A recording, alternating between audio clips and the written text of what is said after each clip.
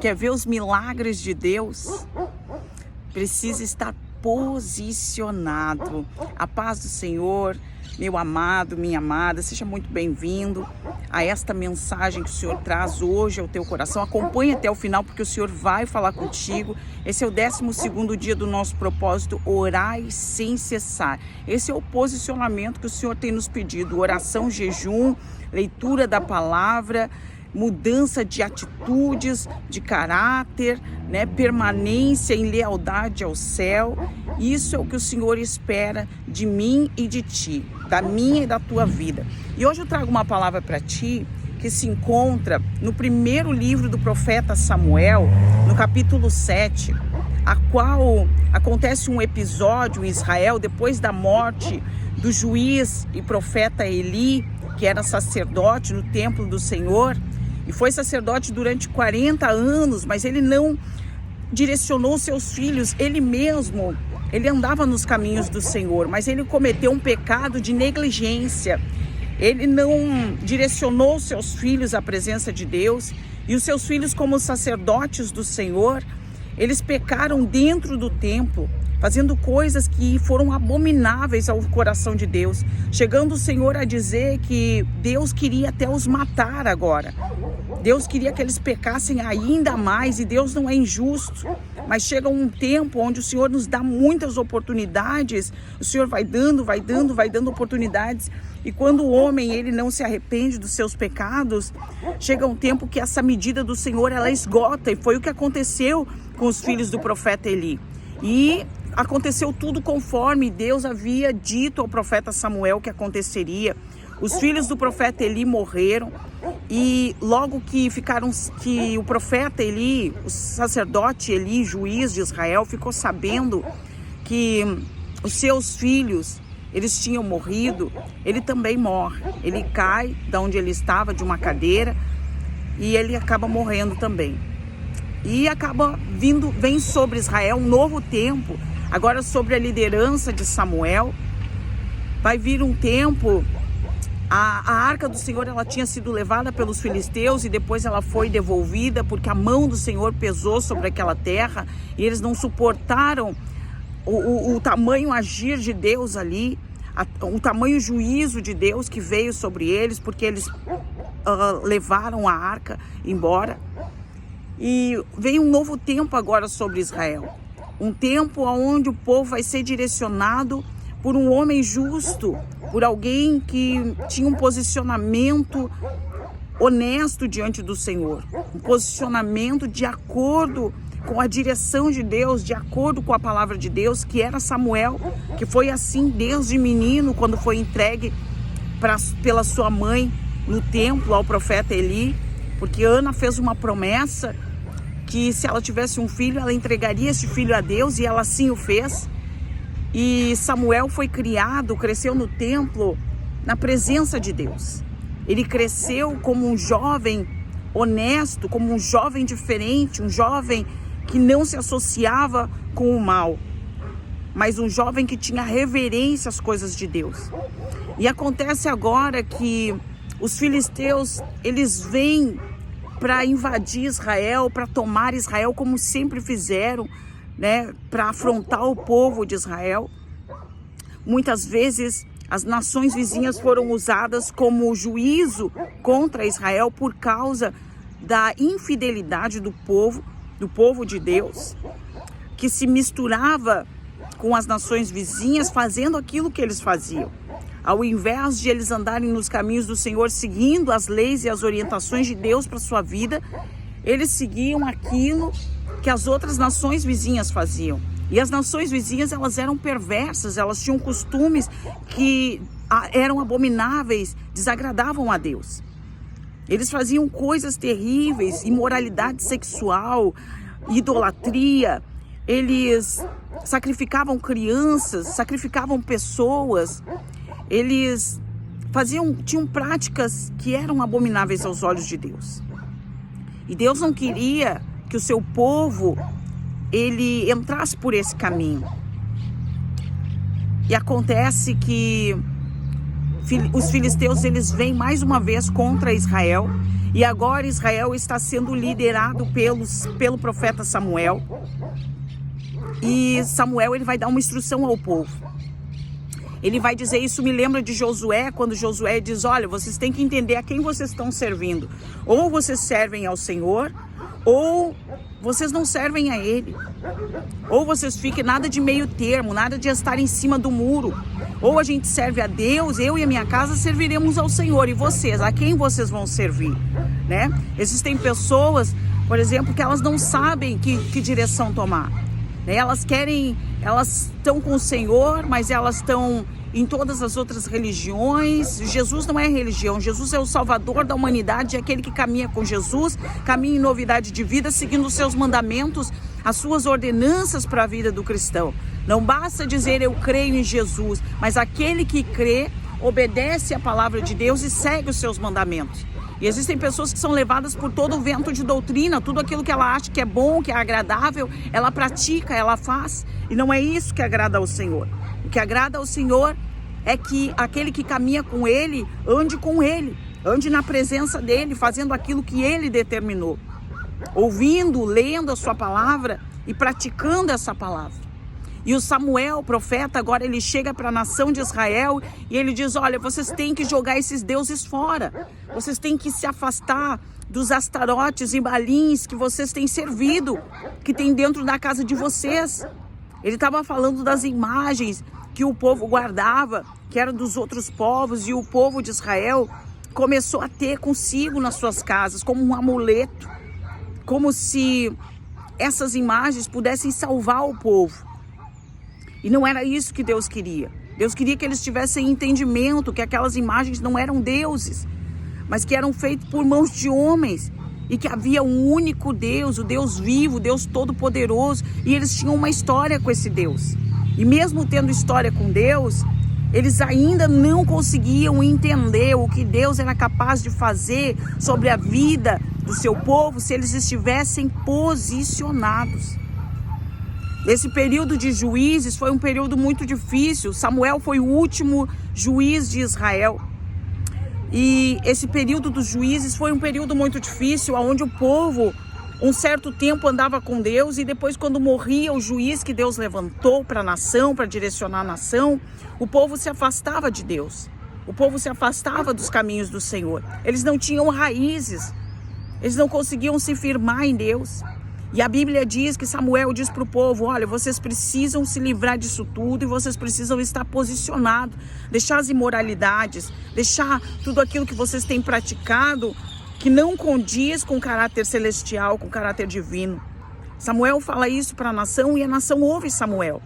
O povo escuta Samuel e resolve se posicionar. E nesse período Israel não tinha ainda um exército formado.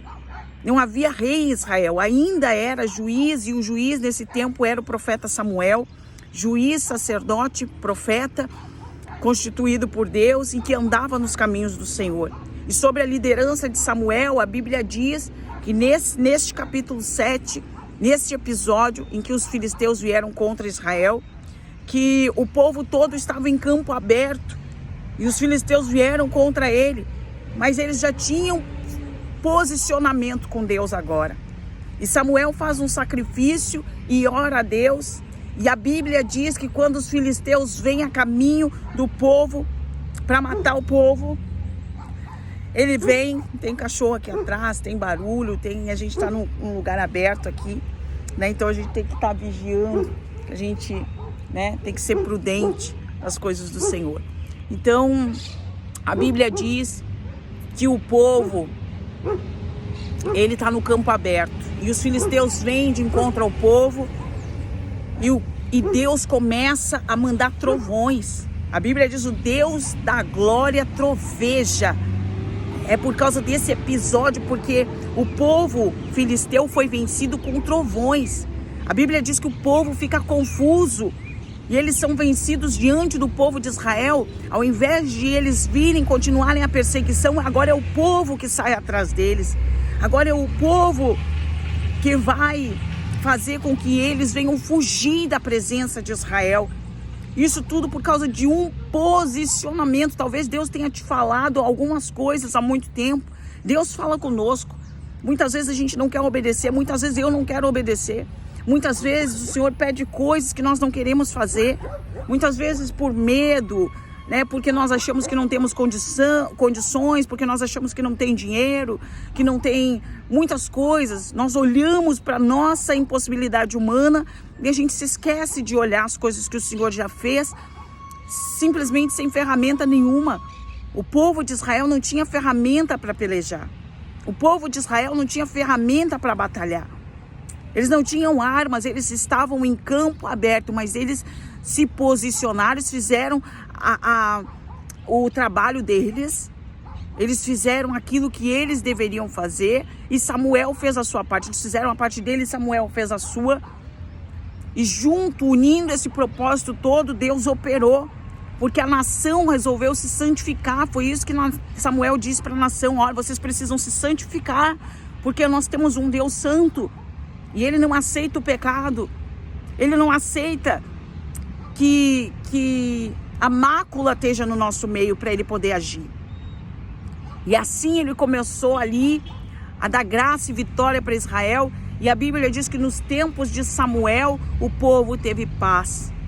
Os filisteus não vieram mais contra Israel depois desse episódio. O Senhor deu vitória para o povo, e assim Ele quer fazer na minha e na tua história. Assim Ele quer fazer na história de nações. Mas o povo precisa estar posicionado. Assim Ele quer fazer no Brasil e no mundo, em tantas nações. Mas o povo precisa estar posicionado. Eu preciso falar isso aqui. Quantos do povo de Deus têm se corrompido por migalhas do inferno? Quantos do povo de Deus são capazes de matar por cargos? São capazes de matar por destaques nas igrejas?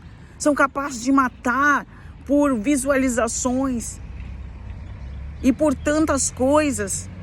Quantos do povo de Deus, ao invés de se somar, ficam com inveja do crescimento uns dos outros, daquilo que Deus prometeu fazer na vida de um irmão, e levanta aquele irmão, e alguém, em vez de se alegrar, fica com inveja? Quantas pessoas têm se vendido, têm vendido a palavra de Deus? Isso para nós não é novidade, porque a Bíblia diz, Jesus diz que nos últimos tempos viriam muitos falsos profetas, muitos viriam em nome do Senhor. E eu tenho o costume de dizer para mim mesmo, longe de mim dizer, assim diz o Senhor, quando o Senhor não disse nada. Mas a chamada de Deus, ela tem um preço alto. Eu não quero falar sobre a chamada aqui. Esse não é o nosso tema. O nosso tema é a confiança em Deus e o posicionamento naquilo que Ele diz que ia fazer na nossa vida. Mas a chamada de Deus, eu quero só pincelar isso aqui, ela tem um preço alto. Porque muitas vezes aquele que é chamado por Deus, ele vai sofrer demais. Ele vai passar por processos difíceis e terríveis. E para que o Senhor venha cumprir aquilo que Ele tem na tua vida, vai ser necessário esse posicionamento, que nós venhamos a se manter firmes e fiéis, para que as promessas do Senhor, elas sejam cumpridas. Eu quero estar orando contigo nesse momento. Eu quero pedir para o Senhor, nosso Deus e nosso Pai soberano, para que o Senhor venha ajudar, Senhor, o teu povo, ajudar o teu filho, a tua filha a estar posicionado na tua presença. Nos ajuda, Pai, nas nossas fraquezas, nas nossas limitações, nas nossas dificuldades, meu Pai. Tu tens o controle de tudo na palma das tuas mãos, e nós sabemos que o Senhor é santo. Não aceita, meu Pai, menos do que aquilo que o Senhor merece. Menos, Pai, do que um sacrifício santo, agradável a Deus, do que uma posição na tua presença, Senhor, de quem caminha verdadeiramente contigo, meu Pai. E eu quero te pedir que todo pensamento duplo, toda confusão na mente, ela seja repreendida, seja expulsa, todo pensamento de dúvida e de incredulidade que vem contra a nossa mente, nos trazer confusão, afastamento de Ti, tentar impedir com que nós recebamos as promessas que o Senhor nos fez, tudo aquilo que o Senhor tem dito que faria na vida do Teu povo, daqueles que creem em Ti. Meu Senhor e nosso Deus, Pai, nós estamos no final dos tempos, Pai. Mas o Senhor continua operando no meio do teu povo, o Senhor continua operando no meio daqueles que creem. E para ti, Senhor, não há tempos favoráveis para o Senhor operar e o Senhor fazer milagres, porque o Senhor faz milagres em qualquer tempo, em qualquer momento da história, para avivar a fé do teu povo, Senhor.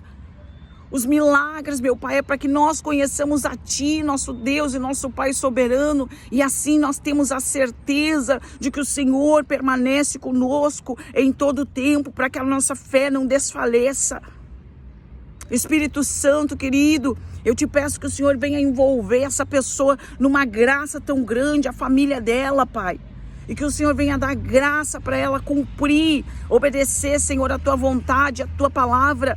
Cumprir, Senhor, os Teus mandamentos, segundo as Tuas ordenanças, meu Pai. Segundo aquilo que o Senhor tem estabelecido para nossas vidas.